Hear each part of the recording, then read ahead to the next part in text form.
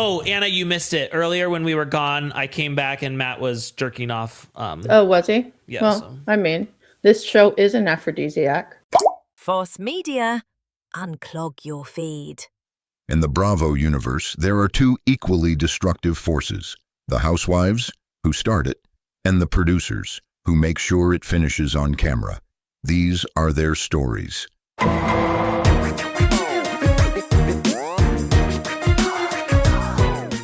Welcome back to another episode of Reality Court. My name is Ace Fanning, and I am joined by Miss America herself, Anna Quincosas, Miss Cuba.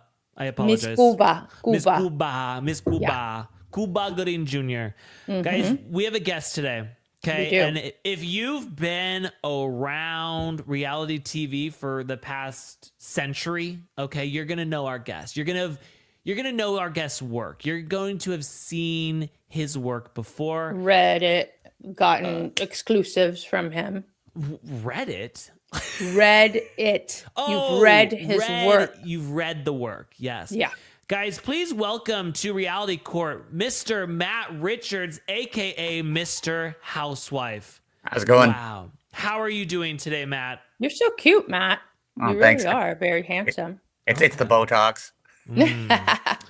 Matt, before we get started, we have to swear you in. Yes, we do. All right. It's important that, first time here, we swear you in and make sure that you're not a fucking liar, Camille. It's just a one-time thing because, this is reality court's very serious. It is So- very serious. Here we raise our left hand because All right. it's more serious than in a court of law. And then you repeat after me.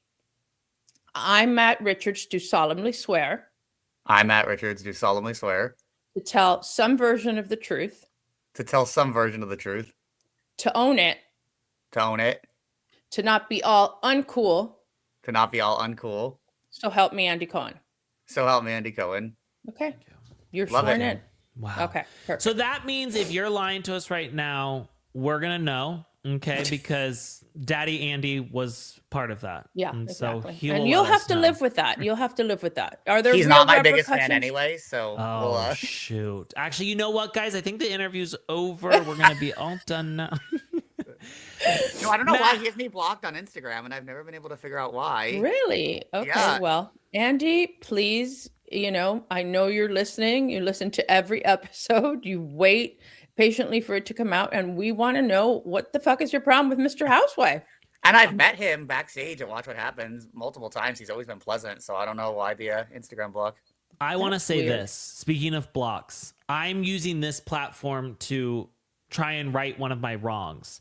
I sent an email, didn't hear back. I was blocked recently by Queens of Bravo, and I'm very upset about it, and I would like to please be welcomed back into the Queens of Bravo Why were you space. blocked? I Dave? misspoke, okay? I said that their opinion of the fact that Danielle coming on to In the City was a bad opinion, and they blocked me. And I apologize. I love Danielle. Huge fan. Huge, Oh. huge, huge, huge, huge, huge, But huge, huge, is huge that fan. reason to block you? I don't know. Jeez, Maybe we don't Danielle block runs it. I anybody. don't know. I don't know. I feel like people Wow. are very opinionated about this stuff. Yes, very. Get very impassioned. Right. And you'll see that today as we talk to you about different reality shows. If you have anything wrong, we'll let you know. Okay. Yeah. Good. There's always a right and there's always a wrong. Matt, let's talk about Mr. Housewife. You've been around the fucking block a time or two. Let's talk about when you very first got started in the reality TV space. So 2012, I just like randomly, my husband was like, you should blog about this stuff. You're watching it anyway. I think that was right when like Jersey was just sort of picking up steam. I think Miami was starting around then. Bravo was just blowing up, and there weren't really a ton of people out in the space No. doing it. There was a Teen Mom blog that was popular, but that was solely Teen Mom, and I was like just one of the first people, and I started talking to people, Housewives started talking to me. I started going to events, and just like kind of, I think Leah Black said it best once. She said that I was kind of like going into social circles that like I didn't really fit into, but I somehow was making my way in, which sounds really offensive, but it wasn't at all because that's just Leah and I love her. And it made sense. And like all of a sudden, like I was just being invited to parties and going to like OK Magazine events and making a lot of connections. So by 2014, I left my career and kind of went full in on this. And the blog blew up. I mean, I was featured in Touch Weekly. I was featured in People at one point. I think TMZ, because there was some huge Teen Mom story I did. I went on Teen Mom, made appearances. I was background on Housewives of Jersey a few times. So it just kept growing, and it was definitely not what I expected to be doing with my chemistry degree, but here I am. What was the Teen Mom story? What was the big one? So Farrah Abraham and her dad got in a massive fight with Amber Portwood and Matt Beyer on the reunion stage. Yes. And I had sources leaking me the fight as it was happening real time. So I was the first person to report it, and it just went viral, like massively viral. That was when things were much better. Much better in the reality world. It was much more fun. I think maybe Andy's problem is that you would get a lot of exclusives, and they don't like when people disclose things before you see them on TV or have insight. I mean, he does not like that. I know No, I know, like Bravo, I've gotten reached out to many a time that they're not thrilled with things that I put out on the internet. Yeah. I've tried explaining it's a job, and like, you know, they have their job to do, and I understand that, which is to protect their intellectual property, but then stuff I do helps to, you know, fuel visitors there and viewers. Exactly. So. Exactly. And I think that the bloggers, the podcasts and all that help perpetuate, you know, Bravo and help people want to see. You're kind of giving them a glimpse, and then they're like, now they're going to want to see it on the show. So I don't think it's a terrible you thing. tickle my tits, I tickle your tits kind of situation. Exactly. Right. I feel like the fans also like it because they're so desperate. And I think you probably know this best from being on the show. They have this weird obsession with wanting to be close to all of you. So we're sort of like a bridge, like a step toward that direction for them. Right, exactly. So that's why I think they're so invested in following us, because it gives them that feeling that they're like more in the know and closer to you guys. Yeah. Definitely. We've definitely noticed that with Reality Court. People just want to be close to us. As stars ourselves. Yeah. Of course. Especially Ace. Especially. I mean, people don't usually know Anna. I usually have to sadly introduce her. But the obsession is like, it is strange. Like I've always found it. I mean, thank God it exists, because like it's made a career for me. Yeah. But I do find sometimes the fans are so overly invested. They don't understand editing. They take everything at face value. They get very angry when. Man. Tell me about it. Right. So much is edited, and they just don't. Like they know, but they don't know. So it's just strange how impassioned they are. But I love it. I feel like it's because it's an escape for all of us. And so we would much rather focus on these other people in their lives than our lives crumbling down around us. 100%. It's easier to watch someone else fall apart than live. We love a train wreck. We do. Well, I think also too, it's like it's become the modern day soap opera. Like that was such a huge thing. I remember growing up, my grandma watching soaps all day long. No one watches those anymore. They tune into Housewives at night, and that's what they talk about. Yeah. And it's everybody. It's people of all ages. Like everybody is at some point. There are those people that say, "Oh, I don't watch TV." Don't you hate people that say, "I don't watch TV"? It's like, fuck you. You're a liar. And you're definitely lying. Do. My dad is like I call it like the straight man complex, because they're always like, "Oh, I don't know Housewives. I don't watch them." But then like you get him talking about like Potomac. He's like, "Oh, are you talking about Robin Dixon?" I'm like, "What?" So you do watch know Robin means he's in the lore. Yeah, you're watching. It's fine. Yeah, it's really funny. They all do that. I am so glad Juan Dixon is not here right now. I love her. I'm so excited she's back. I mean, I was the first to report that, and then everybody called me a liar, and then a week later, Bravo confirmed it. So thanks, Bravo. But I'm very excited she's back. I think she's fun. I know people are very split on that opinion, but I didn't need her back, and then once they announced it, I realized I did. Yeah. I feel like the show's been missing something. Yes. I don't know what it is. I've just noticed over the years that Bravo's a revolving door. Just when you 100%. Think you can never come back, never say never. I think there's an opportunity if you're not suing them, and even if you are, look at Nene. Right. They will if they if they think it's good for the show, they don't care. They don't hold grudges. I do think there's certain like Leah McSweeney probably will never be invited back based on the things she's saying, which are pretty extreme. But yeah, I agree with you. Even I feel like Rinna they would bring back if the opportunity presented itself, and she's bashed Bravo a ton. Yeah, but I think you're right. If it's good for ratings, or they think it's good for ratings, that's the bottom line. So let me ask you, what do you think about the Miami pause? I think it's a mistake. Yeah. I've always been a big fan of Miami since day one. I think season 1 was a little murky, but then I feel like even season 2, 3, it gained traction. It was doing great, and all of a sudden it just disappeared, which I never understood back then. and then to bring it back and then just to pause it again, it doesn't really make complete sense. I feel like that was because they lost their big star in season 3, and they were just like, "Oh, we don't have Anakin Kosis anymore, so what can we do?" I just love when you came back like the stir it caused. Like people were so like crazed about it, and it's crazy because those producers, they fucked it up and they didn't show what really happened at that lunch. Matt, you can't even imagine. And to show me there just like a deer caught in the headlights and not speaking. I was there for 3 hours. I didn't shut up for the 3 hours, and like I cleared the room, right? People didn't want to go in the room because I was there. So again, this is the problem with Miami is not the girls, it's not the city, it's production. They don't know what they're doing. And other producers, Bravo producers, agree. They don't know what they're doing. And it's hurt the show. And Alexia came out recently on page 6 or virtual, whatever those two guys, Evan and whatever, talking about, I don't know their names. I have the clip. You have the clip? Let's okay. Play the clip. Let's play the clip because he's kind of angry, And, if you know that about our show, that, that's what our show is different from other shows. We're like real friends and we can separate our differences. And at a time like this, all come together. Adriana's here with me as well. Wow. She's also doing a Zoom like for another. I love that so Adriana and I are here. Too. Are you guys in a better place with Adriana at the moment? I am because, I just choose to be. Just choose to be. Yeah. And then that's not what I've heard, but of course not. And then she proceeds to talk about how the fans say they love the show, but then you have to watch the show and that it's their fault because they're not really watching the show. This is what I don't understand.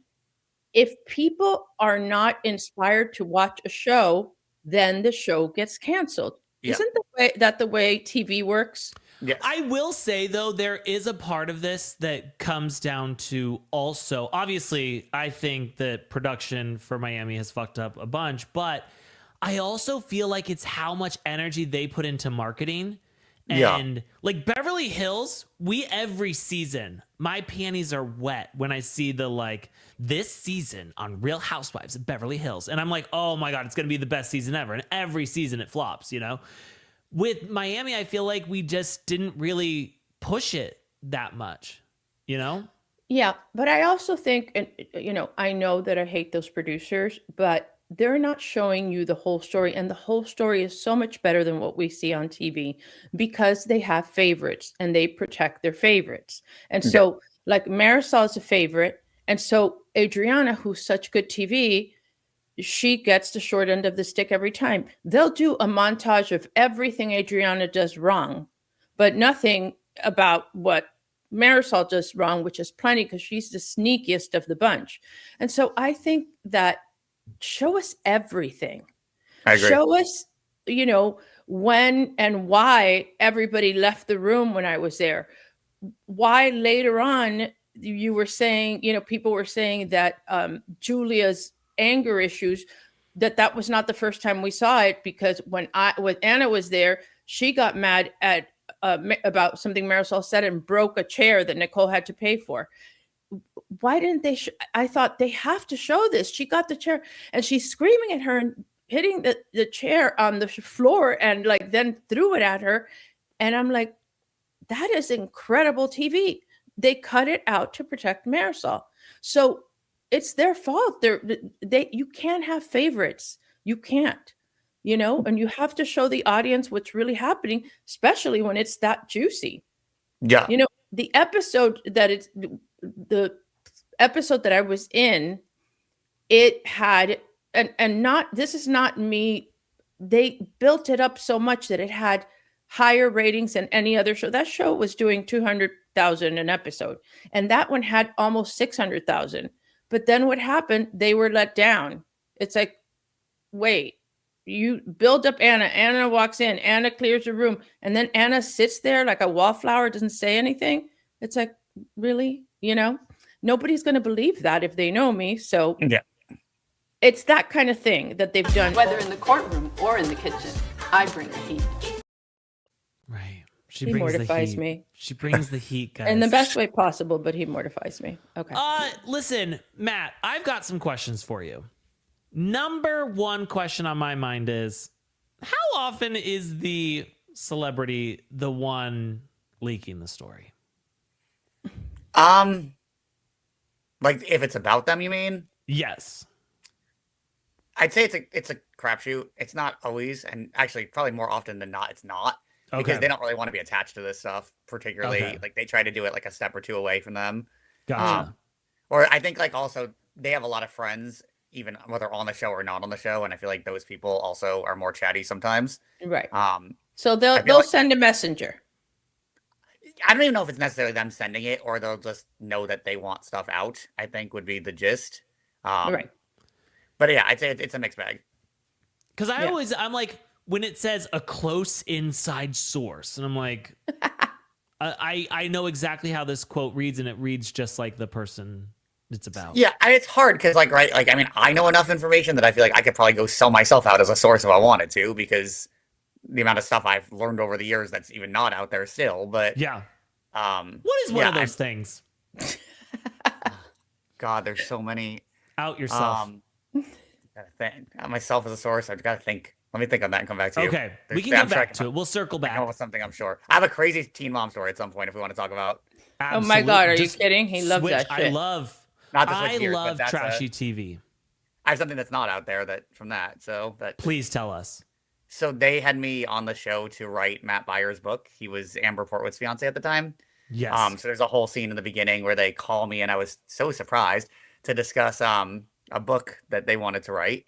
And then him and I actually did write the book together. Well, I should say I wrote my draft of the book, and there was a lot of pressure put on me to get the book written very quickly because there was a lot of obviously public buzz about him at the time.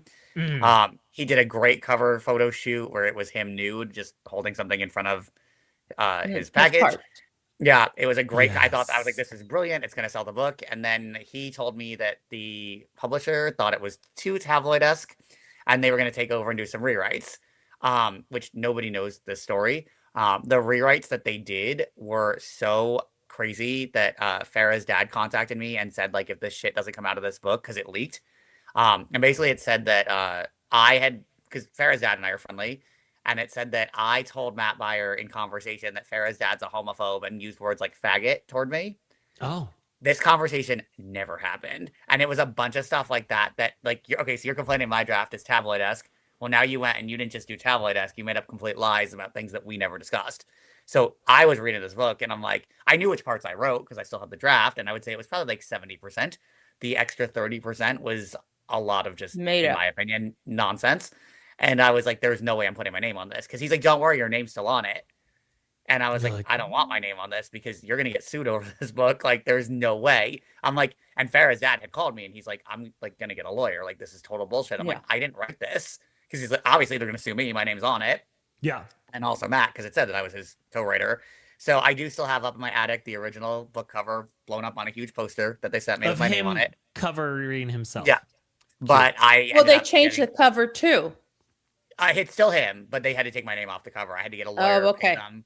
So I made nothing on the book other than I think whatever small amount I was paid to write it quickly. And all my writing is not even credited, but that's okay. I mean, I think Barnes & Noble might still list me as the author, but that was just a crazy story. And then after 4th of July, which nobody knows, I went on Jackie Siegel's yacht for 4th of July. This is going back a few years. She had a yacht that she chartered to go watch the fireworks in New York City. And she's the Queen of Versailles from Bravo. Yes. And we were on the yacht. I drank a little bit too much, and I finally called him and just exploded at him for all the bullshit because I was like, I worked so hard on this, and like you really screwed me. And he's like, I didn't though, and I'm like, well, you did. Like, not only did you like not end up having me get credited for all my writing and hard work, but like you tried to make it look like I told you all these salacious things, and I built a business on trust. That's how I've been around so long, and to make it sound like I was selling people out who are good to me and have been good to me is just not cool. And I understand like you have personal beef with Farrah's dad at the time, but not only did you make up something, you made up something like to call someone a homophobe is like a pretty significant accusation. And then to say they used verbiage like, faggot is even worse. So I was like, you just really screwed me. And he basically was like denying it. And that was the last time we spoke. Was I think after we went. that when you took like that long break? I think I was gearing toward a break anyway because I was doing behind the scenes stuff. But yeah, it was just I think I needed the reset. It probably all came around the same time. But I feel like there's a lot of great people in this industry. And a lot of people tried to warn me about him, and they were very much like, I mean, I got eaten alive on the internet for my appearance on Teen Mom. I was probably on, it's actually the 10-year anniversary this November of the episode, and I was probably only on for 15 minutes, but people are vicious on Twitter. Yeah. Obviously, they don't understand that what they're seeing, to Anna's point, is not exactly how things played out. They saw me going into the room, and because we filmed at the Dream Hotel in New York City, and they saw me entering, and immediately from the looks of the episode, talking about his drug problem. And I mean, there was a ton of conversation, obviously, that we filmed that wasn't shown, and it wasn't me looking to attack him. It was just obviously like that was a focus of the storyline of Teen Mom at the time was his drug problems. Of course, that's what they're going to show that, and that had to be discussed. I mean, I even said to him, like, if we want to do this book, we've got to get open about your substance abuse because people want to know the truth. Right. And they're not reading your book to know your backstory. They're reading to know, like, do you have all these kids from other marriages, which was a big accusation at the time, or relationships? And how many drugs are you use? Are you still using drugs? Do you and Amber use drugs together? I mean, these were the questions people wanted answered. I will say they were both lovely in person. I had a good time with both of them. Amber was a sweetheart. We don't Amber really stay in touch now. Portwood But to me is somebody who she just. I feel like Amber Portwood in her heart is a very kind, sweet person, but she is fucked up. And like you can see, like, I mean, don't get me started on that whole Leah's birthday dinner that she turned all about herself. But I do feel like she has this good heart, but it's fucked and it's under a whole lot of baggage. yeah, I think she's had a really tough past, obviously. I mean, Yeah. you see the relationship with her mom is really toxic. Like, without delving too much into how I may or may not feel about her currently, Yeah. I can say in person she was very sweet, and you definitely saw that like soft side of her. I will say the person who gets the worst reputation, I would say, in that world that actually is the nicest human being is Farrah. People don't believe me. I know people are like shocked when I tell them that. I would consider her a personal friend. She's met my kids. We hung out with my kids and her in Chicago last summer. She invited us to come to lunch, and we all went to the Cameo studio together. She was so gracious with my daughters. And just every time I've hung out with her, I mean, I've hung out with her personally quite a few times, and she's just such a nice human being. And she gets the absolute worst reputation in this industry for just being miserable, and she's not at all.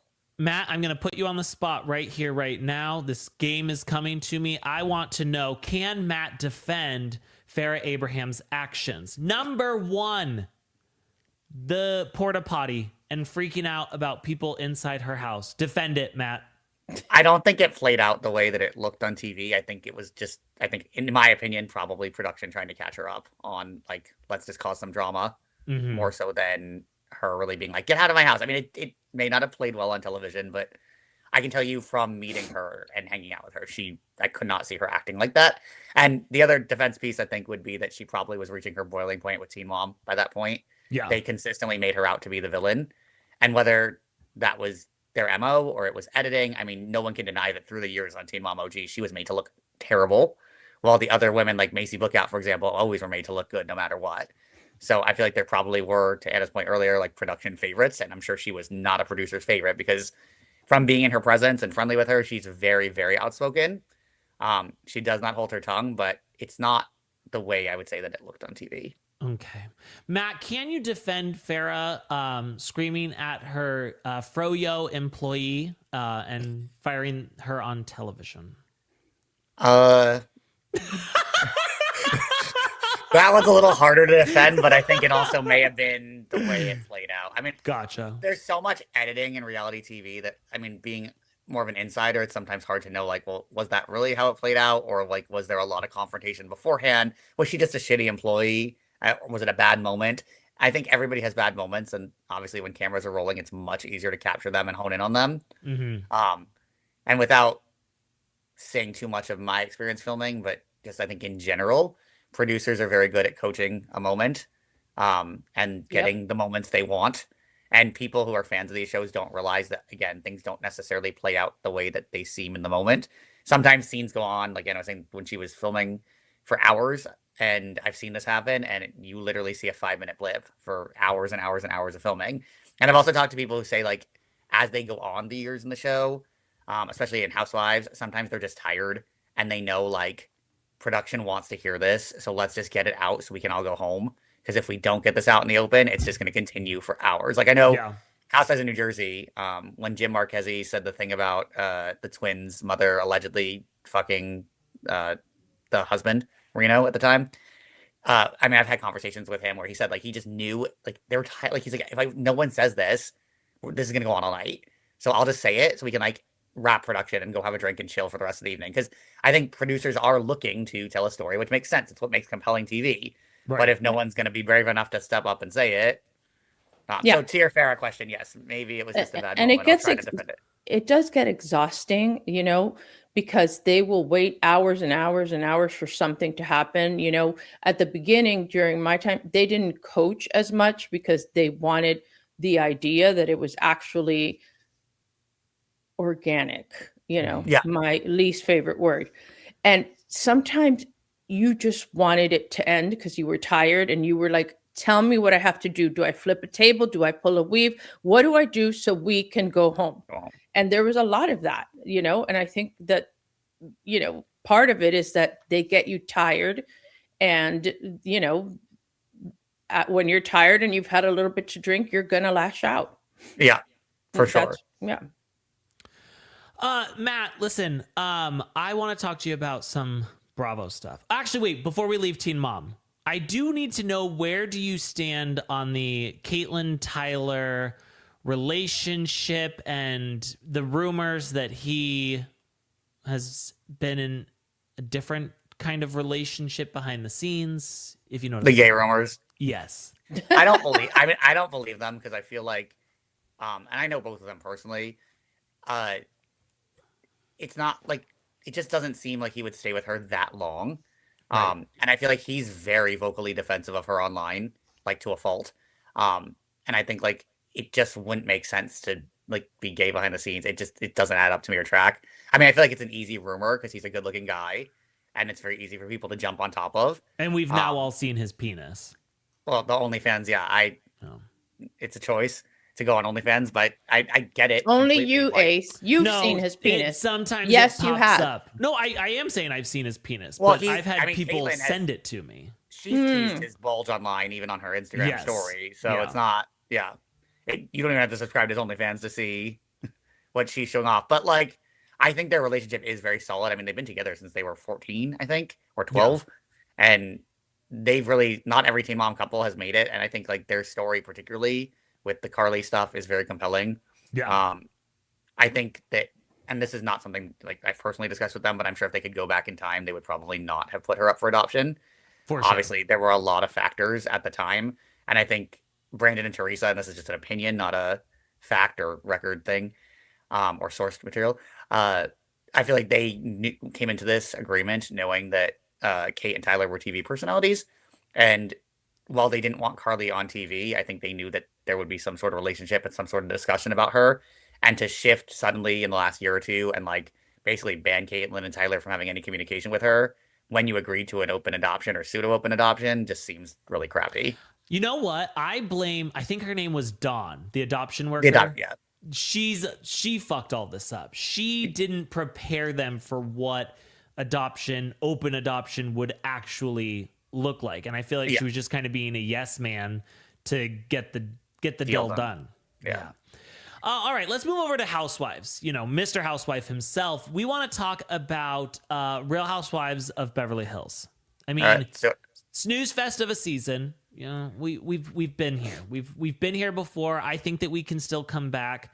They dropped the reunion trailer, which, again, I think I'm into BDSM. I like to be hurt because I think it's going to be good, and then we get there and it's like nothing happens.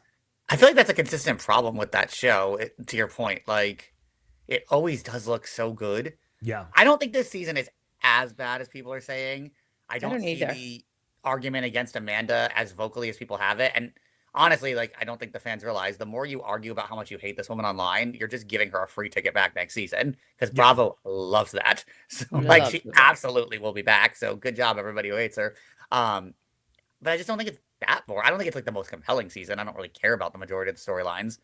I think it's time for a cast shift, though, for sure. Yeah. What does your cast shift look like? This is going to be very controversial, but I think it's time for Kyle to go. Don't say it. I think she has too much control there, and I don't think we've ever seen her have a bad edit. And I mean, I just did an exclusive on this. I think it ran this weekend on Reality Blurb, but she's not like she's not in it anymore. And she doesn't have an official executive producer title, but there's been a lot of rumors behind the scenes for years that she has a producer credit, and that's why they just don't screw with her. And Dorit says it in the trailer that, like, we don't want to piss you off because we don't want to lose our job. Right. You're such a f***ing liar, Camille. I mean, even the stuff with Kim, like, if you look back to season 1, and again, this is just opinion, I think she's a really awful human. Like, to put your sister on blast on TV and call her out for her alcoholism, which at that point no one knew. Kim seemed bizarre, but I don't remember ever season 1 watching thinking, oh, she's definitely an alcoholic. But Kyle knew that was national TV, and I get it. You reach a boiling point, but like, that absolutely should have been a private moment that did not cross the TV. By season 2, it was unavoidable. Aces just wants to defend Kyle. Let me say this. Season 1, yes, she did tell us she's an alcoholic. I think she was covering up for her then, because I think the problem was 100%. much more than alcohol. Yeah, there's clearly were drugs there by season 2. That scene of Kim crawling on the floor while the hotel door is swinging open. All right, at least I don't do crystal meth in the bathroom all night long, bitch. Yeah. Another unpopular opinion, I think Brandi Glanville, now that you showed her, that was going to be our next point, should be brought back. I think the show went very downhill when they got rid of her. Do you think that we can bring her back with her current face? Yeah, I mean, it's whatever she's going through is sad, and I think that even would be compelling TV, right? To watch. I think that would be compelling TV too. I feel she's going through it. Horrible for her. Yeah. Okay, who else do you want to get rid of? I kind of feel like Sutton is a little played out at this point. Oh, for sure. Would you bring Rinna back? Okay, so as a person, I don't like Rinna because she followed me before Housewives. And I thought that was really cool because I love Melrose Place. Like, growing up, that was like my, huge thing. Like, I love that my parents were shocked I was gay. I'm like, really? I was like trying to sneak to watch Melrose Place. You were shocked? But I still watch reruns of that, and I loved her on that. And like, she followed me, and I thought that was so cool at the time. And then Housewives started, and she unfollowed me. And I asked her, like, why'd you unfollow me? And she's like, oh, I don't want to see Bravo stuff in my feed. And that was like her first season, which I thought was just really weird. And I've heard from people who have dealt with her, like, that they're not huge fans of her, or like she could be, not necessarily the nicest behind the scenes. But I think she's brilliant TV. And I 100% think bringing her back would be the right move, even though she's bashed Bravo a ton. Were people doing coke in your bathroom? Well, even that, it's iconic. And her fights with Kim Richards are iconic. I don't think Kim should be brought back, even though I do love a good train wreck. I feel like it's not healthy for her. Yeah. Exactly. I agree. And Bravo knew that, and they zoned in a lot on her problems, and it was like very sad to watch, in my opinion. Do you think that's the same thing that happened with Leah McSweeney? No, in my opinion. I think so. I don't love that Leah blames Bravo for making her drink because, I mean, the old expression, like, you can take a horse to water, but you can't make them drink. Right. You can't force someone to drink. Like, I know people who, like Maddie Reese, for example, on Southern Hospitality, who I love. Never met her or talked to her, but I just love her on TV. She will not drink, and she is around people who are young and drinking all the time. And she said she's been sober for 12 years, and she's relatively young. So that was a choice she made, obviously young, and she has not relented on it. Leah came into the show saying she was sober, and I remember her storyline that season being that, like, oh, I'm going to try to drink again because I'm with these new fun people. Well, that was a choice you made. She said, like, her first episode, one of the first things she said is, like, I've been arrested. I've made some poor choices on alcohol. I've been sober, but now I feel like I'm in a place where I can start drinking again. Exactly. You said that. Exactly. I would like to testify in court on behalf of Bravo. I agree. I mean, you can't blame Bravo then for forcing you to drink. And I think she said that Marisol was making comments on the girls' trip that we've never seen aired. Or did we see that one aired? I always mix up. Well, we saw Heather Gay try and, like, get her to drink. So, I mean, that's a little bit different. Yeah, but I still think if you're really committed to sobriety, that shouldn't really rock you too much. Like, you could just be like, no, thank you, I'm good. But I think she's looking for, in my opinion, she's upset that the fame went away really quickly. Right. Because that season just was a train wreck, the last one, for a multitude of reasons. I do think they should have had a reunion, and I still think the OG Roni cast should have been brought back because I cannot stand the new cast at all. But I think there was so much going on that season, and all of a sudden she went from being very famous and well known to your paycheck was gone quickly. And I think that probably more so, this is an opinion, probably frustrated her. And then obviously, like, suing Bravo is potentially a payday if it goes your way. Yeah, and the only reason we're still talking about it is because Bravo's lawyers made a mistake and they didn't ask for arbitration, and so now they're going to trial, and I think they're going to settle with her, and I think she's going to get a hefty paycheck because nobody wants to do the discovery part of a lawsuit, especially a network like that. They're going to have to divulge too many things, and it's just not going to make sense. So I think. Sorry, you cut out for a second. Oh, I think they're going to give her something to just make her go away quietly. And what do you think about the Caroline Manzo lawsuit with that whole thing? Are you as upset as Ace about that show not airing that episode? Yes, I 100% think, well, it's multitudes of things. One, we should absolutely be allowed to watch it and pick it apart ourselves because you filmed it, you signed up for it, you have been on Housewives. Obviously, I mean, I've heard rumblings of why she left, and without saying everything I've heard, I've just heard it's not completely for the reasons that it was purported at the time. But it was because her family's mafia? No, that's not what I've heard. What was it? I've just heard that there was, oops, my chair's opening. I've heard that there was something said that night about her family that she was like, game over. And that's why when you see that scene of her saying like that she was done with the show and screaming, I heard it was something about that. That it wasn't really about, because Penny and Johnny, who passed away, they had caused, obviously people were fighting over them and he got hit. And then all of a sudden she turned to Penny and was like, are you happy now? Like, you wrecked a family. But I heard that was not necessarily the way that it played out. It was more editing from what I heard. But I do think she was a good housewife. I thought she was a voice of reason on the show at the time. And then when she went on with Brandi, I don't believe Brandi assaulted her. I just don't. I think Brandi's a good time. She's funny. She's loud. She makes funny comments. I mean, I wasn't there, but I just don't believe it. I don't see it. And every housewife who was there has come to Brandi's defense. They have, which is really strange. Every single one without exception. And I do think that somebody said something about Caroline's boobs, and she said they're natural. Look, feel them. And so at the same time, you do something like that, and then you can't be outraged that it gets a little, frisky. And especially, Brandi is so easy to kind of trigger in that direction. Like she, you just have to give her a tiny little opening, and she has to have known that. I mean, look, if there was sexual assault, there's no excuse for that. Exactly. But I don't know. I think I heard that they were going to release it at some point, but then we haven't heard anything else. So, yeah, no, I think they should, because we should be able to see and judge. And obviously the cameras were rolling. I mean, I've heard that from sources basically that she was drinking allegedly, and like she was just upset by her behavior the next morning and she wanted out. I think the way Bravo has treated Brandi has been awful. I think she's given them so much over the years, and I'm sure, knowing how she behaves like on camera, I'm sure that season would have been a great season also to watch on TV.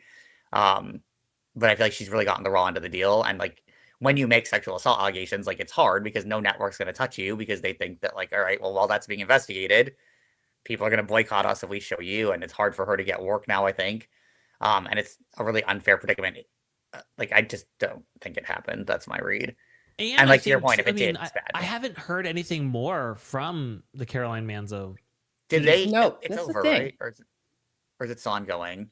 It's still ongoing. I've looked and I haven't seen any kind of dismissal or, settlement, or I haven't heard anything like that. I know that they brought her to the table and they showed her the entire footage, and they sat with her and went over the footage. What a dream. Right. And they actually even offered to take, certain parts that she was uncomfortable with out of it. But no, she wanted a, you know, multi-million-dollar settlement, and she expected it. And her lawyer told her that she was entitled to it. And also, you know, because apparently, and this is one of the things about law, that if your plaintiff has something, it's called the eggshell theory, right? If they have been assaulted in the past, or she was assaulted when she was a child, this now is much more damaging to her because it brings back all sorts of trauma. And I believe that was the case.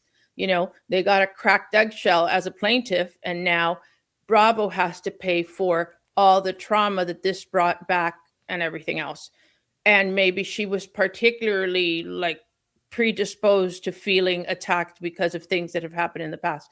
And I think that that's what's going on now. And I do think that probably Bravo has wanted to throw some money at her, but she's pretty adamant that it should be a certain amount, because she knew that she had a chance to come back on Bravo. They would have asked her back to this iteration of we call it RHOBH. I think that she had a chance to come back to the show, and by doing that, she killed any chance of ever coming back. So yeah, I think that she's expecting a big payday. You know, I am hurt by it. I did say that if ever I am on my deathbed, contact Make-A-Wish and let them know that I would like Andy Cohen to come in. It doesn't even have to be Andy, but just come in, briefcase, open it up, let me watch it, and then you die, and then it doesn't matter. You're not going to tell anybody. Yeah, what'd you tell? Yeah, right, exactly. Hi. Speaking of, I want to go back to Beverly Hills for a second, because in this last week we saw Jennifer Tilly break a $40,000 bear purse. Gucci bag, yeah. Are you fucking kidding me? And we don't know, like, did she knock it off or did somebody else knock it off the table? I mean, I feel like that's pocket change for her anyway to replace. She seems like she's loaded, so. I mean, she jumped in a pool with a couture dress that, you know, I mean, I think that apparently the dress she wore to the reunion was like $70,000. Holy shit. That's Simpsons money. Yeah. That Simpsons money goes a long way. But she's really starting to grow on me, and I don't know. What do you think of her as a housewife? I think she's like fan popular enough that she could go to housewife instead of friend of. Yeah. I think she's funny. She's entertaining. She's different. She's not what I would say is like the stereotypical Beverly Hills housewife, which I think is why Brandi Glanville also worked, because people, and not to rat on Kyle some more, but people like Kyle tend to be very guarded. And I feel like that's always been my problem with Beverly Hills, is that they have like a certain caliber. They think they're like above the fray and above the rest of the housewives because of where they live. Yeah. And they're not always willing to go there. Like the Morgan Wade rumors, I don't understand why Kyle has danced around them so much. Like, just she has said some things. I can go Brad, I can go Angelina. Right. I mean, just take the next step and say, take the next step. Yeah. Say, I have gone Angelina. Right. Right, exactly. I have done the ABCs on Morgan Wade's pussy.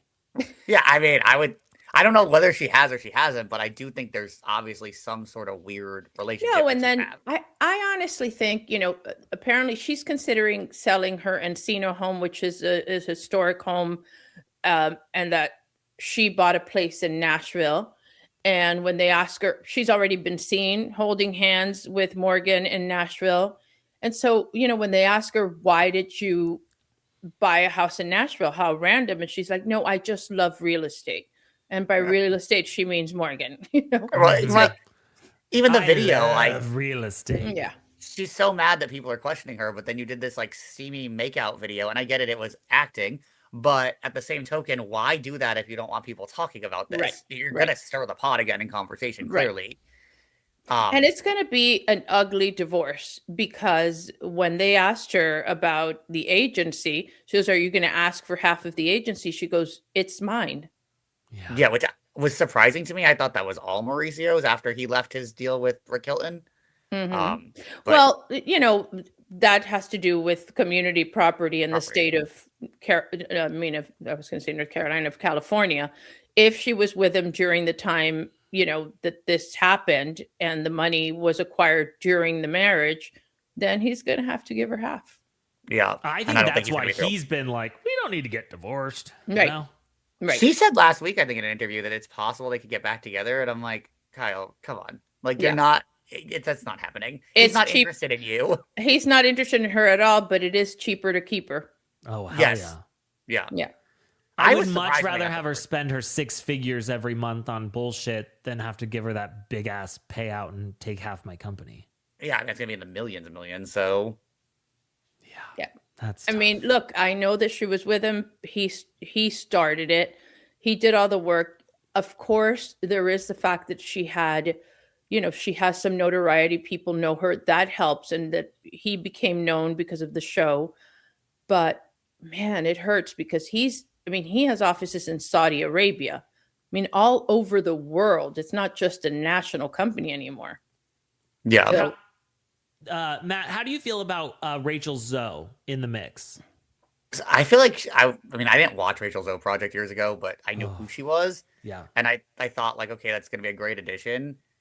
I don't feel like she's brought much to the table. I don't know. People online she doesn't seem like to to her. say, she doesn't like, it's all like no comment, or I can't. Like when she was on Watch What Happens Live, it's like he asked her a straight question, which required a very simple answer. She's like, I can't. It's like, Yeah. no. She seems again like that same Beverly Hills mold of like, I'm above the fray. I don't want to do drama, but like this is a show predicated on drama. So if you're not in the mood for drama, then this is not the right platform for you. Absolutely. Where do you stand on Dorit versus Kyle and Erica? So I love Erica. I know that's also a controversial opinion. Oh, I love her too. That's fine. here. You can say that She's here. been- It's a safe space. She's been like, to me, a great housewife through the years. And I think to her credit, she got a really raw deal.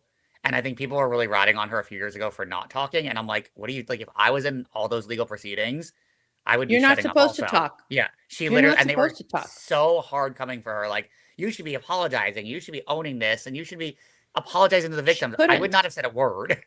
No, Like- but she couldn't. Legally, she couldn't. Exactly. And also, This is- I don't blame her for what he did. Of course Like, not.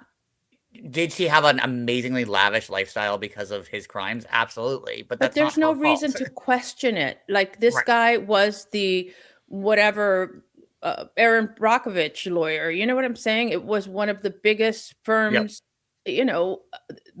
like multi-million-dollar settlements, one after the other.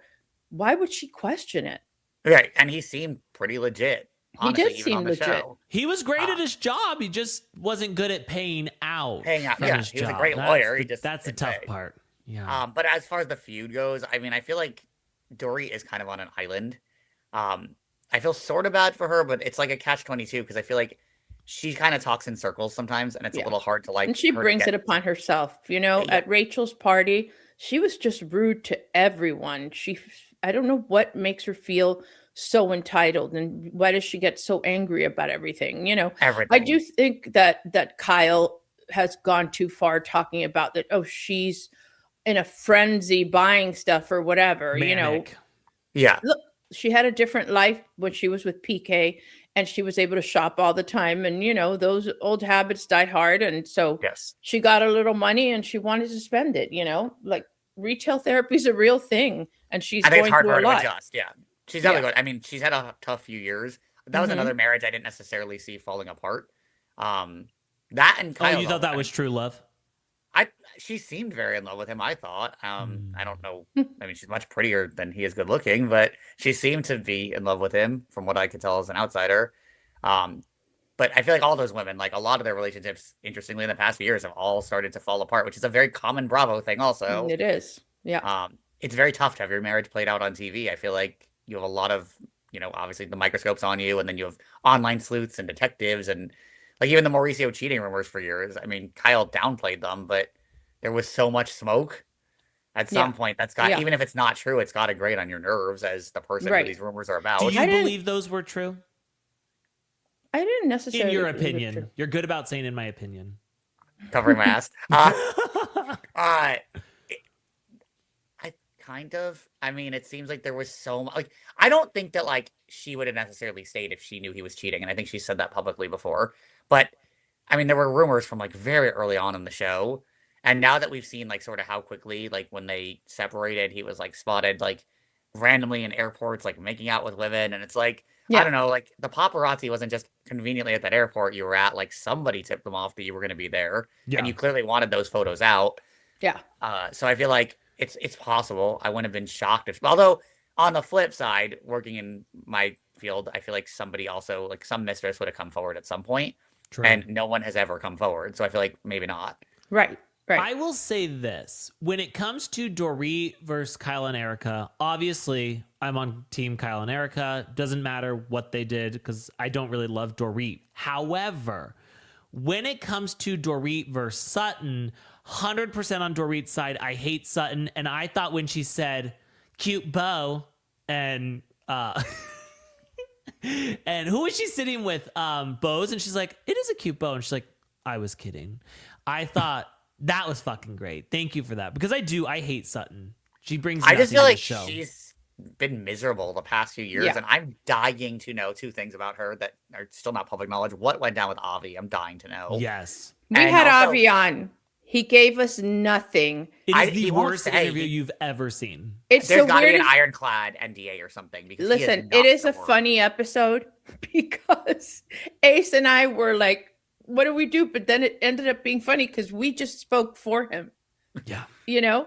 And he was just like trying to be so polite, but there is something weird there. Something's there. Yeah. I lost really a lot of respect for Sutton when she said that whole thing, you know, about where the wallet fits. Yeah. Because, you know, you get over $300,000 a month in alimony. And, you know, and then she talks about wanting to show her daughter about being an independent woman. It's like, there is nothing independent about you. Even if you started that business, you started that business with money that you didn't earn. Exactly. And so And where is that business now? It's gone. Yeah. She says, you know, I don't know, like, shouldn't she have more of a dating life? Does she literally scare every guy away? Like, nobody would even stick around to be on the show. There isn't even that guy that wants to be involved in the show.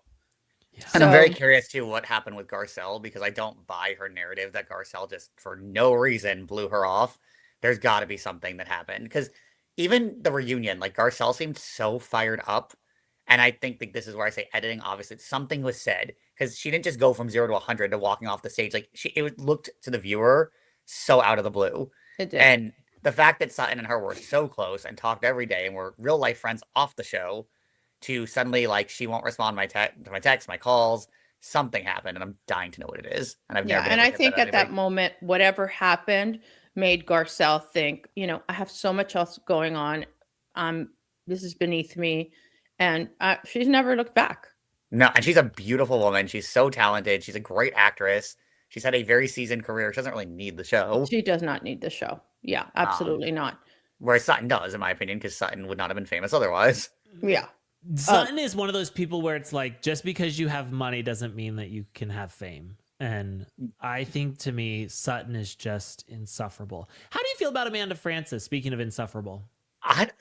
And like I was saying earlier, everybody hates her. I don't think she's that bad. Like the girl Diana with the weird tongue thing, licking her lips. That irritated me just from just watching her. I was like, ugh, like why are you doing that? And like, how are you not cognizant that you're doing this on camera? I don't think Amanda's terrible. I mean, I think she's a little strange. I hated her at the beginning, and now there's something about her that is like she's kind of growing on me. Yeah, like, I don't think she's. I wouldn't say growing. I would say she doesn't make me feel like this. Oh my God, I hate her. Get her off the screen. Yeah. Like I said earlier, I do think she's going to be brought back because she's caused so much controversy. But I do think aside from just possibly Kyle being played out, I think like Sutton needs to go. It may be Dorit's time to go. People are gunning online for Erica to go, but I don't see that happening. I feel like she's very integral to the show. I hope not. I mean, Erica brings a lot to the show. She really does. And I'd like to see Erica have a happy ending. You know, Yeah, I'd like to see that evolve. And I don't see that for Sutton. Like, I just don't see Sutton. I see her at home, empty nester, FaceTiming with her rude mom and, you know, drinking. And that's, I see that as her life. Also, the branding of Sutton Brown versus Sutton Stracke is the dumbest thing I've ever. I'm like, this is such a misstep. No one cares about Sutton Brown. No. No, and also that's how you've been known on the show for years. Like, you don't want to then suddenly be known as something else. Like, so stupid. Yeah. Like Megan King Edmonds, I know, is doing like Megan King now. It's like, all right, I mean, you're not on TV anymore, but like that's how you were known. Like, who cares? Keep the last name. Now you're known as Megan Cook, apparently. Well, you're that was marrying juicy. Kyle Cook. That was him on his tiptoes trying to kiss her. Did you not see this, Anna? No. You did not see Kyle Cook and Megan King Edmonds? Oh, yes. Yeah, I saw that. Yeah. Yes, of course. Of He course. was like up on his tiptoes to give her a kiss. I know. So I feel bad for him. God, I hated him before, but now this whole situation made me like him. And look at Sierra. Sierra's on fire. She's on the cover of Glamour magazine. I mean, good for her. Well, to the Ariana Madix thing. Yes. Exactly. But better because she started off in a better place. And I think she's more talented, you know? Well, I think with Ariana, like, she was lazy. All she did was kind of like lay around and watch Love Island. And so it was like, not really that great, like not cheering for her. Where I feel like now with Sierra, like we've all loved Sierra. You know, we've all been like, she's a good girl. She's nice, whatever. So I think that she's going to have a better launching pad. Even in this past episode, it's heartbreaking to see her support Amanda the way she does, telling her you're such a good person and you're so this and that and hugging her. And it's like, oh my God. We're your friends for life. Yeah, we're your friends for life. It's crazy. Yeah, it's crazy to me watching how anti-Kyle this season she is. And she's like Sierra, and she's so outspoken on Amanda's behalf. And from the get-go, even like correcting him at dinners and like really just gunning for him because she felt like Amanda was obviously in a traumatic place in their relationship. Mm-hmm. And it's like, how, as Amanda, like you have to be so sociopathic to sit there and like. I do think she's sociopathic now that I've seen things evolve. Yeah. Because like, how could you stare at your friend and like literally like just lie straight to her face? And there's even rumors online I saw today. I think Bravo and Cocktails posted a rumor that I guess Amanda and West have been fooling around since June of last year. And if that's true, I mean, you literally were filming while that was going and like literally staring at your best friend and knowing that you're hooking up with somebody she cared about and had feelings for and like allowing her to be your mouthpiece for your marriage. It's all so many layers of shadiness. She's telling us Kyle's always gone. Kyle's never here. So I think that there was a lot of opportunity for West to be there. And I think, yeah, go ahead. I'm sorry. No, you're good. You go. I was just saying that I also think Amanda is having this, you know, hot girl summer in her head, and she thinks that she's more than what she is. Okay. Yeah. Like she's a cute girl, but that's it. And that whole situation with Sabrina and Ben, and she's like, well, you know, he wanted to fuck me. And she goes, and did I go along with it because of my ego? Well, maybe. It's like she was already, I mean, Wes was just the one that she decided on, but she would have gone anywhere because she thinks she's the shit now. And I think by this summer, Wes is going to be gone because Wes only wants when there's a lot of attention, and when the attention dies down, he's not going to be interested anymore. And then I don't know what she's going to do. Is she going to move on to greener pastures, or is she going to go running back to Kyle? You know? Kyle Cook made a deal with the devil because in what world were we all ready to pile on this man? Like we were all like, take Kyle down. He's a piece of shit. And now we're like, God, Kyle, like he's silly. He's silly, Kyle. Yeah, no, like he did like the biggest 180 in like Bravo history. Like people hated his guts, and now they are all Team Kyle because she really did a number on the audience. Yeah. I think even now, like watching the show, I'm still like when he's on West's side, I'm like, yeah, Amanda, shut up. Okay. Yeah. But it's true because like now that we know this, and then we're still watching as the season unfolds, it makes him look so much better, and it makes her just like everybody's gonna gun for her because she just looks shitty. And even like that thing at the Yankees game the other night when they zoomed in on them, and there was like a body language expert who said she allegedly told him like, you act like pretend you like me. Yeah, but you could read her lips; it was clear. Which is just pathetic, though. It's like, why are you this desperate for attention? Like, you had a husband who, with all his faults, I do believe Kyle really did love her. Oh, was trying to figure out a way to make this work. And Yeah. I mean, watching the season, it is clear they're going to get divorced. She has no interest in him at this point. Yeah. No. But he really did make every attempt this season to be like, I just want to spend time with you. I just want to have sex with you. I just want your attention. And she was just not into it and looking for any excuse to get out of it, which I would have had a lot more respect for her, I think, had she just ended things. And then if she wanted to date Right, because West. she promised him counseling when she was in the midst of this whole affair. I mean, I think she's going to come out of this in so many ways as the not the victim, the villain, because not only did she do what she did to Kyle with the friend and that whole thing, she betrayed a really good friend. And that is, I think the thing that bothers me the most. In her face, she was so, you're this, you're that, you're so capable, you're so everything else. And then she was, I mean, I just don't understand. I don't understand. And I thought, she's just feeling herself a little too much. Somebody needs to bring her back down to earth. I think you're right. Like when they break up, which will inevitably happen, she's going to be crushed. Yeah. And her world's going to start to spin out of control. She's not going to know what to do. Because she already Agreed. was in those paparazzi photos with Kyle on the streets of New York City. And he's like hugging her. And I'm like, he's a better man than I am. I'd be like, get out of my face. Don't come around me. Yeah. I have no sympathy for you. I think Kyle knows, though, like, people are watching.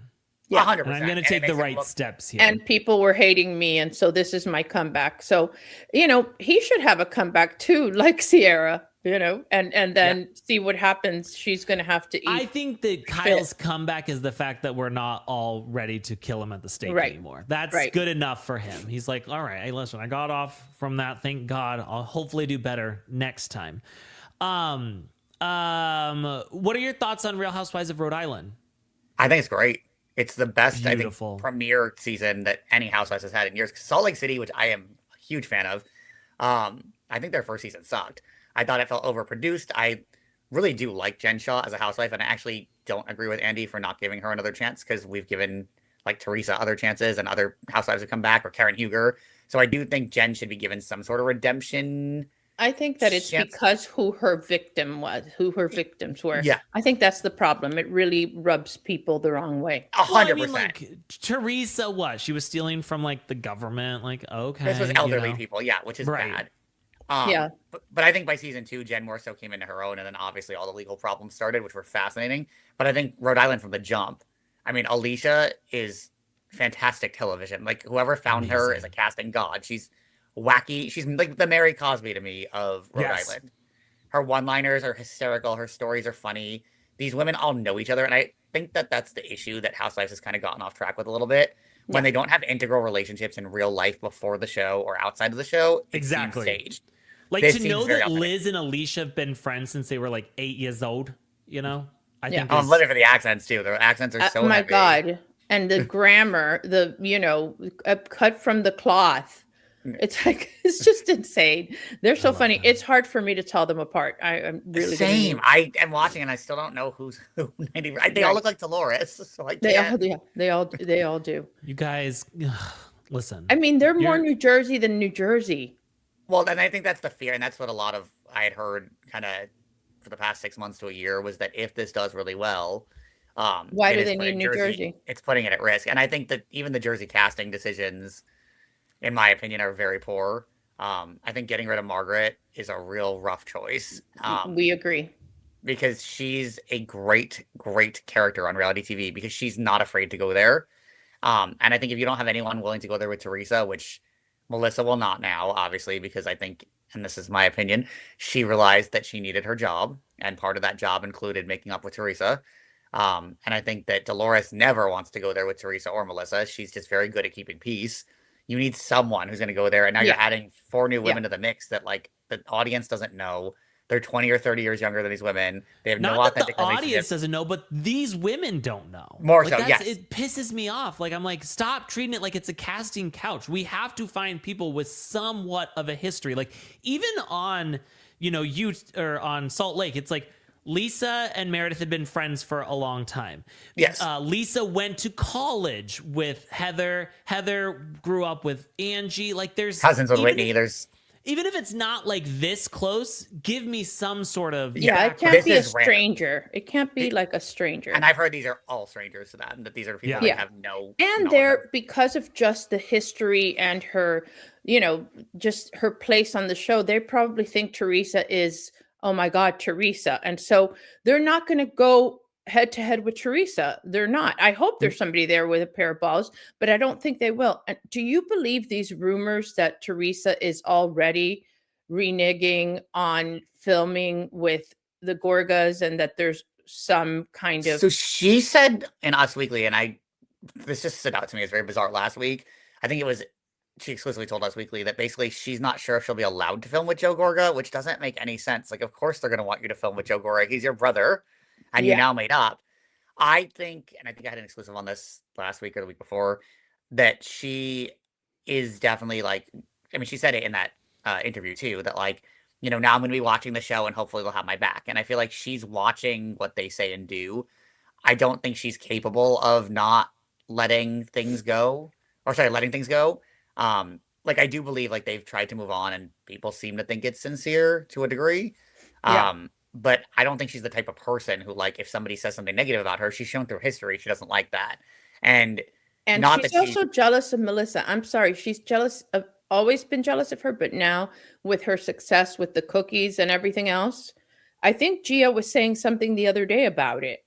That she thought that she was taking like her mom's idea. Yes. And then she said that her dad screwed up on something. I don't know. Well, I think she's saying, which is, I mean, the reason why the sprinkled cookies work for Melissa is because Teresa had that huge fit. And she's but she didn't think of pinoli cookies. I don't like well, then open your own pinoli cookies, whatever. Right. Yeah, and do it. I think the issue with Teresa too is when she went to prison, she had so many business deals in line.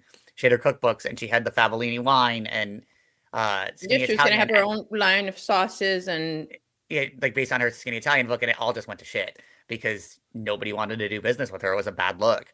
I do think she rewrites history a little bit with Joe Giudice, which bothers me. I don't think, like, she kind of puts all the blame on him, and I think that's very unfair. I think he's had a huge cross to bear with getting deported and not being able to watch his children grow up. I mean, I think that should have been, you know, maybe reconsidered. I get he wasn't a citizen, but like, he didn't really do a crime that big that he really deserved to be deported. But I feel like she's very good at blame shifting in his direction, blaming him for like not having. And time he doesn't with her say mom. anything. We had him on the show. He does not talk bad about her. He won't. Or Louis. And that's, which to me, I'm like, if my ex-wife kept like bashing me repeatedly in the press, and I get it, he's not on TV anymore, but like at some point, like you got to clap back and be like, well, this is not exactly the case, but he's just classy in that regard, and he will not bash her. Right. But to the casting choice with her and Melissa, I do think like last summer they definitely did the test filming. I believe that. And I think she was going to be cut. I don't think that would have been the right choice either, because I do think she's an integral part of the show. The show has always been about Teresa and then kind of everybody who falls in line. But putting new people on that have no relationship, like I rather they would have brought like Kathy Wakili back. Yeah. And like I was just going to say, listen, people keep being like, oh, Julia, our first lesbian housewife. Jenna, lesbian housewife. I'm sorry, but give me butch lesbian housewife Rosie. Let Rosie hold a meatball, okay? That's what's good television. Rosie would be a good fit. Like, I think she'd be funny. Like, I don't think Julia was funny. Julia just came off to me as bizarre, and she didn't really ever fit in that group. No, terrible. And then she kind of became a pick-me girl last season, willing to throw her friends under the bus just for attention with what she deemed as the more popular crowd on that show. But yeah, I think Kathy and Rosie would be great. I think Jacqueline Loretta has always been a great housewife. Mm-hmm. Obviously, she doesn't live there anymore, so that would be a problem. But they're always willing to move. You know what? Any of those people would have been great instead of these new people. This is like a casting fuck up. I'm telling you. And people want to watch the people that they followed for years. They don't want to watch new people. No. They proved this season 6 when they put the twins and Amber on. And I think, which people get very angry when I say this, Amber Marchese, in my opinion, was a very good housewife who got an unfair deal. Because I think had they brought her in any other season, she would have stuck around for more than 1 year. Because with her husband? Well, I think that, and Jim's a great, like, he Don't gets a very bad. Say it. He actually did the mortgage on both of my houses. But he's always been so kind to me, and I've been in their house, and like his children are so respectful. Talk about an insider. He's never been homophobic at all in my presence or to me or to my husband ever. And I know he's gotten a lot of flack online where people say he's homophobic. I have not had that experience with him whatsoever. So I think Andy obviously did not like Jim. I think that's evident. And it was evident, I think, when they were on Watch What Happens Live. It was evident in things he said since. I think he's called him the worst house husband in history or the biggest asshole in history, something he said about him. I'm glad that he was never homophobic to you while he was doing your mortgage and making money. but honestly, even before that, they had us over their house when the season was airing and had us over for dinner. Their kids were the most respectful children I've ever met. They could not have been more gracious and kind. It just is a very different experience, I think, than what a lot of people think they're like.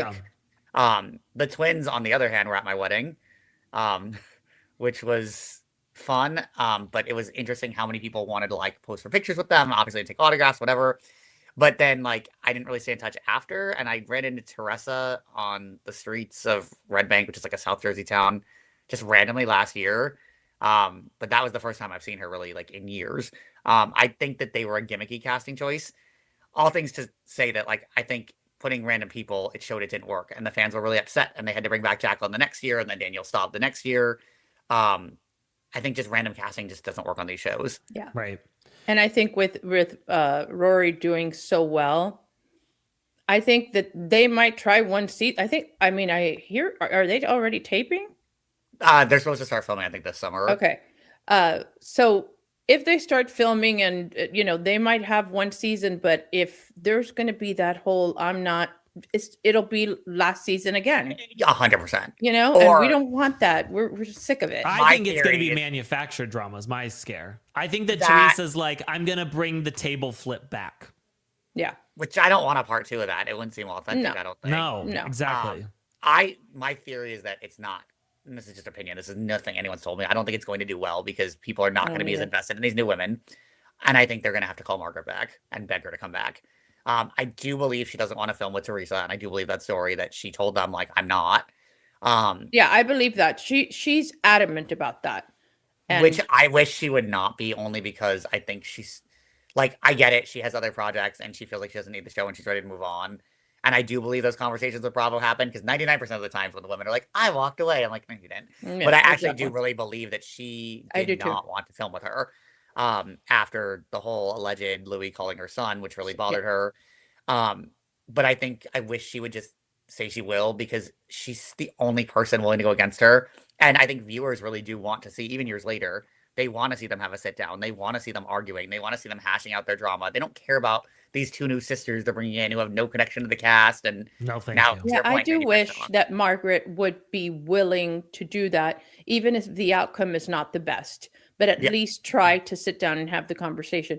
Do you think Louis is going to play a big role in this new season? My guess is no, because she seemed to have kept him in the background a bit more last season. But it's also been off the air for 2 years, so maybe she will try to bring him back to the forefront and try to see if, like, she can get him some more support. I will say, like, I met him briefly, like, just like a quick hello. He was friendly. He didn't seem like, I think he gets a bad rep also. Yeah. I think it's hard being to Teresa's I've spoken to him on the phone, and I always found him, Ace gets mad, but I've always found him, I do think he loves her, and I do think he wants to protect her. I don't feel like... If I could, I would beat you with a baseball bat right now! He has anger issues. Nobody's denying that. Nobody's denying that. Mm-hmm. He does have them, but I do think that, imagine everybody attacking you for everything in your past, and we've all done stupid things. The thing is we were attacking him for things like that. It's not like, oh, Louis went out and was an asshole to the wait staff at a restaurant, or like, like something. But it's like, you told a woman that you would beat her with a bat if you could. And there's no excuse for that. But that woman, no excuse for that, Ace. Let's make that clear. No. Okay. Kelly Dodd all over. Don't do it. Oh, God. Oh, God. Do not say that. Mm-hmm. Yeah. You know what? Before we go, I'd love to know your thoughts on the new season of Real Housewives of Atlanta. We've got some new girls. We got new faces. We've got Pinky. We've got K Michelle, which do you relate to K Michelle? You had illegal silicone butt implants as well, right? Of course. I think Atlanta's been a sinking ship since Nene left. I really do. I feel like it's struggling. I feel like, and I'm hoping I'm right, that the reason they're bringing her back on Road Trip is to segue her back next season. Yeah. I really feel like they need her. The show just, again, with random casting, it just like, I don't care about these people. Like, and I know a lot of people don't care about Sheree, and I get it. She kind of didn't always give the full story. Still think she's a great housewife, and she's always willing to come back. I think a great cast of Atlanta would be Nene, Sheree, Kim, and then Kim, one or maybe Phaedra and Portia, because these are people again that. Would you bring Kenya back? Yeah, I know that's an unpopular choice also, No, but I think she got a really raw deal. I love Kenya. I don't think she did anything that any other housewife wouldn't do. I think that the fallout from that, though, was a lot bigger than what Bravo probably projected, and they had to take action very quickly. Because I think the woman suing them said, right, that they were planning to bring Kenya back for the next season at first, and she protested that. But I feel like Bravo also got a raw deal in that, right? Because they protected her, and then she turned around and sued them. So, but as far as the new cast, it's all right. It's just, it doesn't excite me. It hasn't in years. Here's my thoughts. I actually don't normally say this about housewives. I enjoy these women individually. It just doesn't really come together as a group. Like, I find Pinky to be extremely interesting to me. Mm-hmm. I think that K Michelle is so wild. I think that Kelly's story is interesting if we could get a little bit more into it.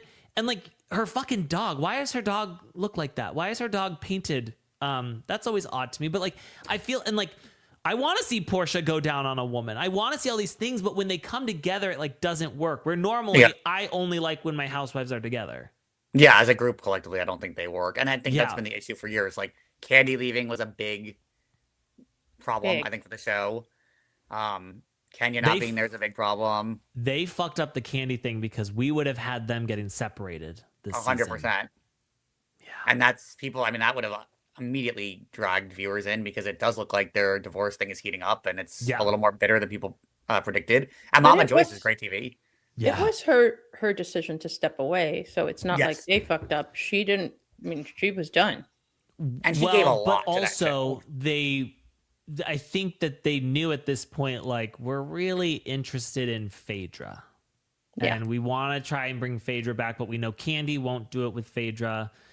And so I feel like she was kind of given a lose-lose situation. That's another thing I still would like to see them hash out their beef years later. Yeah. Even Gretchen and Tamra, and I know this is not a popular opinion after last season, but I do think there's a lot of viewers who want to see them sit down and still figure it out because that has been the overarching drama through the years on the show is Gretchen and Tamra fighting. And you think Vicki coming back is a good idea? I think Vicki's great TV. I never think she should have left. I feel like that was a mistake also because I feel like OC's gone through some seasons that were really crappy. Like letting Tamra Judge to me is, and this is again probably not a popular opinion, and I get flack when I say this on Twitter and such. She is the housewife. She came in and rewrote the game because she understands how to do this. Like she's a master class in housewife. And I agree. Love her, hate her. Without her, there is no show. And when they got rid of her, I was like, this show is so boring because you don't have anybody who's willing to just put it out there and say it. And, you know, granted, has she said things that people have been really offended by through the years? Sure. But that's what's made the show good. And she has had the most iconic one-liners, the Jesus Jugs line, the That's My Opinion line. I mean, things that like you just remember through the years. And I feel like without her, that show is stale. And I think that adding Vicki back into the mix should be good. I am a little fearful that after last season, they're all going to play it really safe because there has been nothing leaked about that season. And I, being in, my spot, I'm a big believer when nothing's leaked, it's because it's really boring because there's always something leaked. Remember, what season was it? There was something with Salt Lake City that was one of the seasons. Yeah. And nothing, we went into it blind and I was like, hell yeah. I think it might've been the blogger thing with Monica, but that did eventually come out. Oh, that's yes. She's another housewife I feel like got an unfair shake. I want to see her back also because I just want to see poor. them. She is, but I want to see them fight with her and her psychotic mother. But Tamra, to me, I think this season I'm hoping it will be good. But like I get why 100% that they did not bring Gretchen back after the allegations. Like those were very heavy allegations at the end of last season. I actually thought Andy Cohen sort of didn't go hard enough at her. He seemed a bit forgiving, more so than I think people expected him to be. Let me tell you what pisses me off about that whole situation is because it's a bunch of people like fucking Anna Kinkosis over here who don't know how to do technology. These women should have said, give me your phone and let me look through your liked posts. There's a whole section where you can just look at everything she's ever liked. And you can scroll. And yes! Again, of course. And they could have just easily gone through and been like, well, that's weird. There's this, there's this, there's this. Come on. Well, I agree with you. And that would have solved the problem. Yeah. I think also whether she did or she didn't, because like we'll obviously never know for sure. I think her defense was terrible.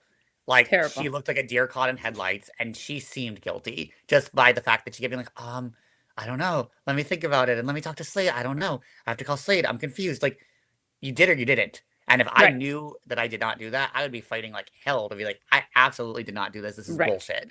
She didn't have that response. And again, I think this master housewife, I mean, Tamra really like. She always is good at like knowing when to, because people are really ratting on her. Like, well, why didn't you bring this up earlier? Well, hello. Like you want something really explosive for the finale, and here it was handed us on a silver platter. She timed it. It was brought up at the exact correct moment, in my opinion. And it made for a great reunion. People said last season they thought that was really boring, and I did not personally think that at all. I thought the first half with Katie Janela was great. Oh God, he loves Katie Janela. I do. So I feel like she got a really raw deal also on the show. I think the lie detector thing was BS. Oh my God. Oh, completely. Fuck Emily Simpson. I don't know why Emily and Gina are still on this show. I think it's 8 seasons now in. It's the worst casting choice, the two of them in history to me, of Orange County. And I feel like Emily they brought in because of her mother-in-law, and we've never really gotten that. No. And so I think we're done. Connection to Tamra, sort of. I think she planned a party for her. She was a party planner. Yeah, but we've never seen her plan a party since. No, and her whole lawyer storyline with her and Shane, it's like no one cares. And like she has gotten funnier through the years, I think. But like Gina to me, just like I always say, she just seems like she belongs like on Long Island somewhere, and she doesn't really fit in Orange County. Yeah. And she doesn't have their affluence. She doesn't have their same, quick responses. I don't really care about the fact that she started not drinking. Like, it's just nothing about her is interesting to me. Yeah. And, well, I guess her ex-husband, Matt, he's hot, so he's interesting. But other than that, there's nothing interesting there at all. That's storyline. And I don't know why she's not been fired. And they keep just bringing her back again and again. And Andy and production seem to love her and Emily. They think they're great TV. So clearly they don't pay attention to Twitter comments. But I think maybe they like the friendship. I don't know. I don't know what it is, but yeah, she's very boring. I don't hate Emily. I think she can be funny, and I think that she'll say whatever she has to say, and I always appreciate that. And people trying to play it safe, I don't think she really plays it safe that much. But yeah, Gina doesn't make much sense, and I am too disappointed in the Katie Janela thing. I'm concerned about Tamra and Vicki butting heads because, we've gotten a glimpse of Vicki when they've brought her in for a few episodes, and she's being very, I don't do that anymore. And she's wanting peace and, wanting to give people financial advice. We don't want that Vicki. We want the woohoo Vicki, but I think that she's coming back as the woohoo Vicki. And I think Tamra's going to feel, well, I've been holding this show together for all this time. And now this person's going to be, lauded as like, oh my God, I think that that's going to cause some tension between them. I really do predict that. Can we also admit, like, to all of the Real Housewives of Orange County super fans, like, Joe is not the moment. Like, Joe was great when we didn't know what the fuck this show was. But now we see Joe and I'm like, oh, it's like Kmart version of like Housewives. I'm not interested in Joe. We do not need Joe. Stop asking for Joe back. I don't hate her, but I feel like also like she was a 2 season and done, and we're on season 20. Like it's not necessary. Yeah. Like to me, Alexis Bellino, Gretchen Rossi, like those are much more integral pieces of the puzzle than Joe. Or like, oh my God, I would like them to bring back. I hate Jesus Jugs, and of course I hate Johnny J. But I would be interested even as a friend to see how that's going. Yeah, and Shannon also needs to She needs to start bringing it. I feel like she's so played out. I'm She tired is. of her. Like, she, in my Thank you. opinion, is somebody who just is, in opinion, bitter and drunk, and like she Yeah. just is angry at life. And I And like, used to fall for the whole bit, like the Lucille Ball. I'm just kind of airheaded, and all the physical kind of stuff that she's either falling or oh my god, and all a wreck. Ace always told me it was kind of made up, and it was a shtick, and I didn't want to believe that. Now I'm thinking it's a shtick. She's always looking for something to trip over. Yeah. yeah. And also, I just find like at this point, like her storyline is not overly interesting. I think it's played No. out. Like, we know that like your husband cheated, and that was interesting. And then we know you got divorced, interesting. The weight stuff, I guess, interesting. And then you had a new relationship, but then clearly that was toxic, and that fell apart. Like, so where does it end? Like, at some point, you're playing the same character you've been playing for 10 years, and like, Unless she finds love and there's some geriatric Bravo wedding. I don't know. I mean, that's think the they only can bring thing. Shannon back if they bring back Locke, Ladies of Rock. All right, I want to see her daughters performing again. That's what I want to see. that was something. Oh my God! Listen, Matt, where can everybody find you? I'm on Twitter or X, whatever it's called now, at It's Matt Richards. My Instagram's private, so that's no fun. And Reality Blurb for my. Do you exclusives. also have do you have one of those like porn X accounts too? Do people follow that? Okay. Yeah. Is it for called sure. That's how I make my money. Matt Lowhanger? Yeah, that's it. Okay, You got it. thank you. You followed Matt already, I think. Lowhanger. Swing on low, X. swing low. Swing low. Matt swings low. Yes, thank you. Yeah, we can find you at Reality Blurb. Are you enjoying your time at Reality Blurb? Yeah, it's great. It's We fun love being back. in it. Reality Blurb. Yeah, I they're- love mean, Reality Blurb. They're on Bravo all the time, so Bravo constantly flashes their articles, which is fun. Yeah. And I get to do a lot of exclusive fun stuff there, so it's a good time. Nice. Listen, we are very happy to have had you here, Mr. Housewife.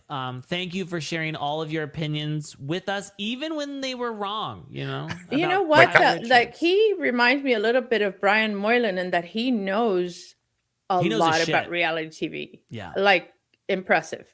I said I need Incredible. like reality TV Jeopardy, I think, at some point. Yeah, no, it's impressive how much you know, the insight that you have. I thought it was very interesting. Why don't you ever say that about me? I have. I don't But think you've said it's impressive when you've mentioned my knowledge of You're Bravo so and impressive, reality. Ace. Thank you. You're so amazing. you. I just didn't know him, and I didn't know to expect that depth of knowledge. It's It's a skill. It's a It is. blessing and a It curse. It's is. a blessing and a curse, Matt. It's so much stored up here for years and years and years. So yeah. Thank you, Matt, for joining us. Thank you guys for thanks for having listening. me. It was Thank fun. you for being here. Leave us a 5-star review. Only say positive things about us, nothing negative. Make sure you subscribe to our YouTube, our Spotify, our Apple, our podcasts, our OnlyFans, Our Instagram, our brand new at Instagram that only Reality has Corp 300 Pod. followers. Yeah, just find us everywhere you can. Anna's starting her OnlyFans. I'm already on OnlyFans. You can find Matt on X for free. The free port on X is great. So thank you guys so much for being here. We love you, and goodbye. Goodbye.